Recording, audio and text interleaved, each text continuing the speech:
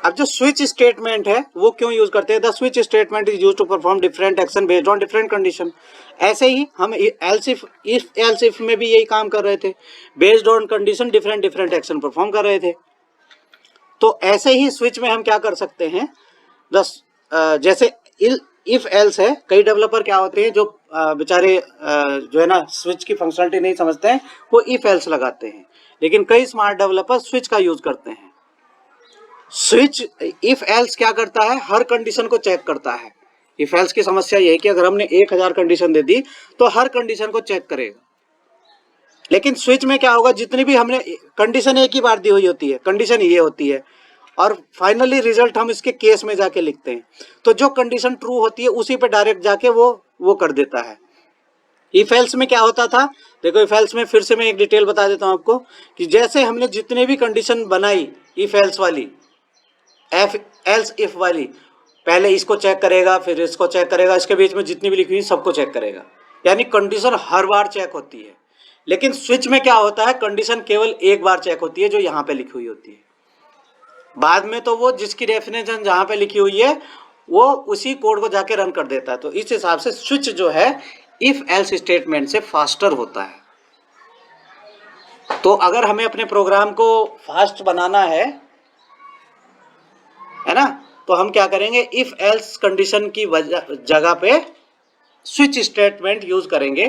कब करेंगे, जब इफ एल्स वाली जो कंडीशन है वो मोर देन 10 है, यानी 8-10 से ज्यादा है, तो उसमें स्विच लगा देंगे।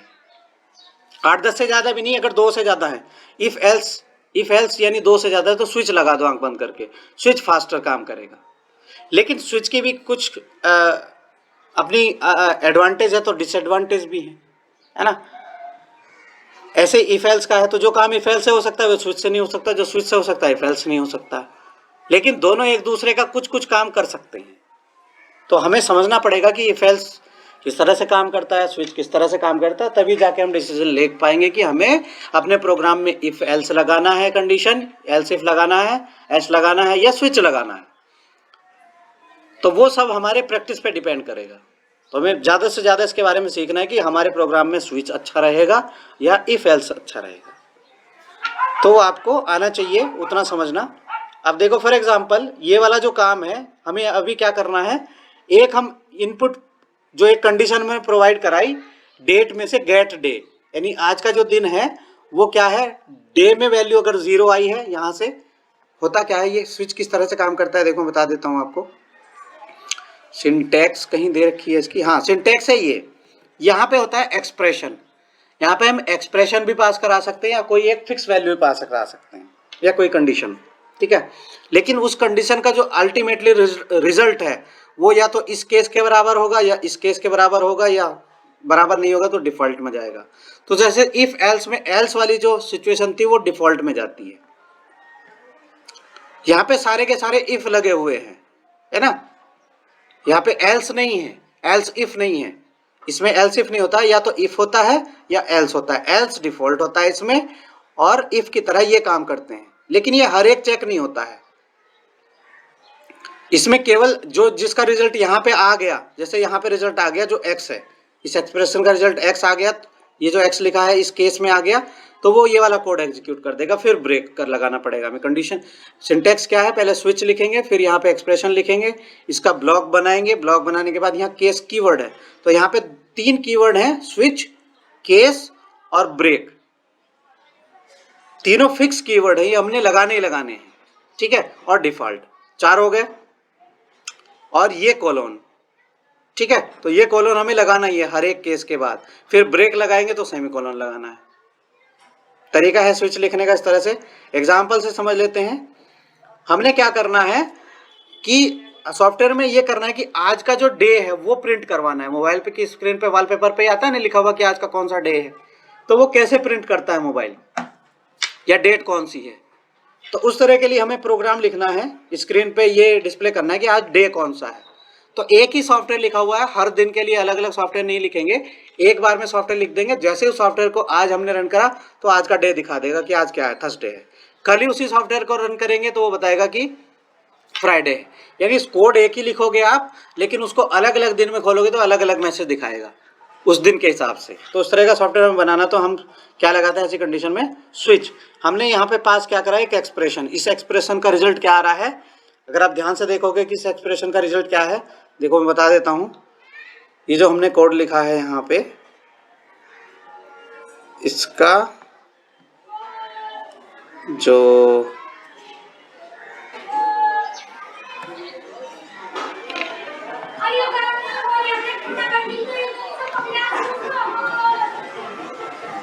अरे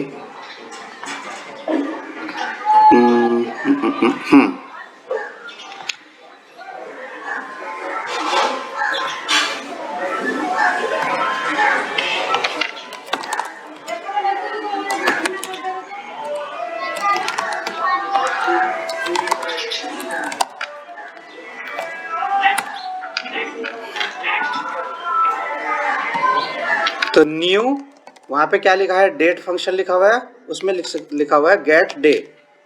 यही कोड वहां पे लिखा हुआ है, तो गेट डे में आज क्या आ गया, 4। तो ध्यान से देखो 4 में क्या लिखा हुआ है कोड में, 4 वाले में यही प्रोग्राम है। तो 4 में जब ये रिजल्ट, ये जो है कोड अगर रिजल्ट 4 दे देगा तो ये वाली कंडीशन जाके एग्जीक्यूट हो जाएगी और प्रिंट हो जाएगा थर्सडे। तो अभी क्या प्रिंट हो रहा है, थर्सडे। तो ध्यान से देखो, यहाँ पे मैंने एक्सप्रेशन दिया है, लेकिन अलग अलग वैल्यू डाल के मैं आपको दिखाता हूँ कैसे काम करेगा। पहले स्विच लिखा, फिर यहाँ पे एक्सप्रेशन लिखा। अगर यहाँ पे जो एक्सप्रेशन है वो 0 है, यानी केस, इस केस में वैल्यू वो इसके बराबर है, तो ये वाला कोड एग्जीक्यूट होएगा। तो देखो क्या आ गया, संडे। यहाँ पे जो रिजल्ट है, अगर 1 आ गया रिजल्ट एक्सप्रेशन का, तो मंडे प्रिंट हो जाएगा, यानी यहाँ पे जाएगा। अगर यहाँ पे मैंने लिखा 5, तो 5वें नंबर पे कौन सा दिन आएगा, फ्राइडे। ये देखो 5 वाला कोड एग्जीक्यूट हो जाएगा। ठीक है, केस लिखा 6, मैंने लिखा यहाँ पे 6, तो क्या प्रिंट हो रहा है, सैटरडे। मैंने लिखा यहाँ पे 7, तो प्रिंट क्या हो रहा है, अनडिफाइंड, क्योंकि 7 की कंडीशन कहीं लिखी हुई नहीं। तो हम इस केस में क्या करते हैं, अगर कोई कंडीशन नहीं लिखी हुई है, अगर आपको कोई मैसेज डिस्प्ले करना है तो डिफॉल्ट लिख देंगे, डिफॉल्ट लिखेंगे और मैसेज प्रिंट क्या करा देंगे डे में,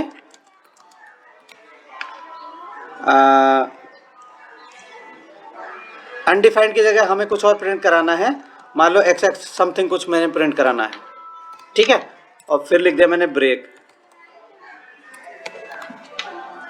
ब्रेक इनमें सब में, इस वाले में नहीं लिखा हुआ था, तो इसमें भी हमें ब्रेक लगाना था यहीं पे, ठीक है। अब देखो क्या प्रिंट हो गया, एक्स एक्स, क्योंकि कौन सी कंडीशन ट्रू हो रही है, इनमें से कोई सी भी नहीं हो रही है, तो जाएगा कहाँ पे, डिफॉल्ट में। तो स्विच में जब कोई भी कंडीशन ट्रू नहीं होती है तो बाय डिफॉल्ट वो डिफॉल्ट वाले केस में चला जाता है, ये वाला कोड एग्जीक्यूट हो जाएगा, ठीक है। तो ये ओवरऑल स्विच के बारे में है। स्विच को लिखने का तरीका जो है आपको आना चाहिए।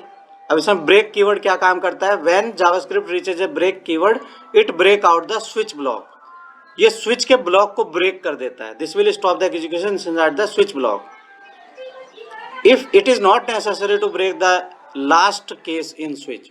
क्या है, जैसे हमने ये कोड लिखा है, तो जो लास्ट वाला है यहाँ पे लगाना जरूरी नहीं है। जैसे पहले ये कोड लिखा था तो यहाँ पे हमने ब्रेक नहीं लगाया था, तो लास्ट वाला जो केस है उसके बाद ब्रेक लगाने की जरूरत है नहीं, लेकिन उससे पहले जितने भी केस हमने लगाए हैं तो ब्रेक लगाना पड़ेगा। अगर आप ब्रेक लगा दोगे तो सही तरह से काम नहीं करेगा। देखो मैं बताता हूँ आपको।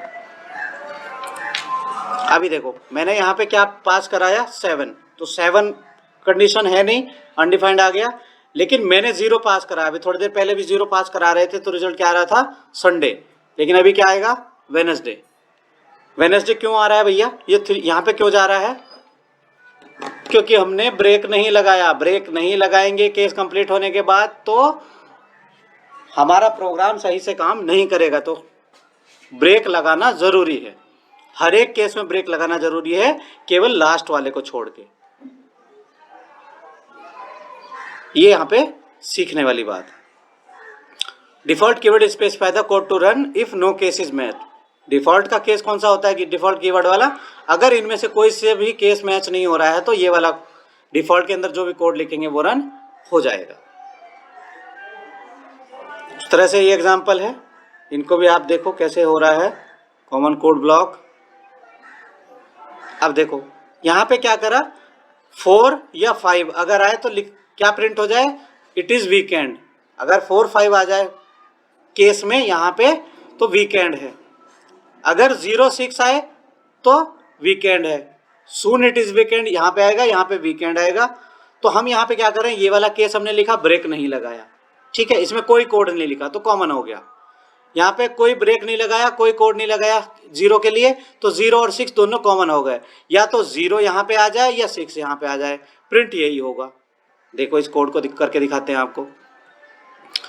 तो या तो 4 आ जाए या 5 आ जाए, रिजल्ट यही आने वाला है। देखो यहाँ पे मैंने लिखा 4 या 5, अब तो यहाँ पे क्या आ रहा होगा, मैंने लिखा 4, क्या लिखा हुआ आ रहा है, सून इट इज वीकेंड। मैंने लिखा 5, आ रहा है सून इट इज वीकेंड। अब मैंने यहाँ पे क्या पास करा दिया, 0 पास कराएंगे तो क्या आएगा, ये वाला इट इज वीकेंड, ठीक है। अगर मैंने 6 पास कराया तो भी यही प्रिंट होगा। देखो यही प्रिंट हो रहा है। मैंने यहाँ पे ऐसी कोई वैल्यू पास करा दी जो ना तो 4 के बराबर है, ना 5 के, 0 के, ना 6 के।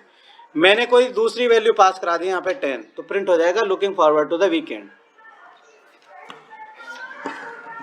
ठीक है। तो आई थिंक स्विच का और इफ एल्स का आपको समझ में ही आ गया होगा। लॉजिक समझना बहुत जरूरी है इनका। If multiple cases matches value the first case is selected. अगर मल्टीपल केस मैच होते हैं तो पहली वैल्यू सेलेक्ट होती है। कहने का मतलब क्या है कि यहाँ पे भी हमने 5 लिखा है, ठीक है, यहाँ पे 5 लिखा है, हमने गलती से क्या करा, 2 ब्लॉक बना दिए जिनको 5 ही केस दे दिए, ठीक है। तो कौन सा एग्जीक्यूट होगा, अब देखो मैंने यहाँ पे XX लिखा, यहाँ पे लिखा 1 1 1, तो प्रिंट कौन सा होना चाहिए, इसमें भी 5 है, इसमें भी 5 है, तो जो भी केस पहले मिल जाएगा जिसकी वैल्यू इक्वल है केवल वो एग्जीक्यूट हो जाएगा। क्या हुआ, 10 है तो 10 इससे मैच नहीं कर रहा, मैंने लिखा 5, तो 5 के केस में ये वाला प्रिंट ना होके जो है ये वाला प्रिंट ना होके ये वाला प्रिंट हो जाएगा। देखो ठीक है। तो क्या होता है, if multiple cases message case value में जब मल्टीपल होता है तो पहला वाला एग्जीक्यूट करता है। If no matching cases are found the default में जाएगा। अगर कोई केस मैच ही नहीं कर रहा है डिफॉल्ट में जाएगा। If no default is found the program continue to the statement after the switch. अगर कोई भी डिफॉल्ट हमने नहीं लिखा है तो प्रोग्राम क्या करेगा, to the statement after the switch, switch के बाद में जो कोड लिखा हुआ है उसको एग्जीक्यूट करना शुरू कर देगा, ठीक है, नहीं तो इससे बाहर आ जाएगा।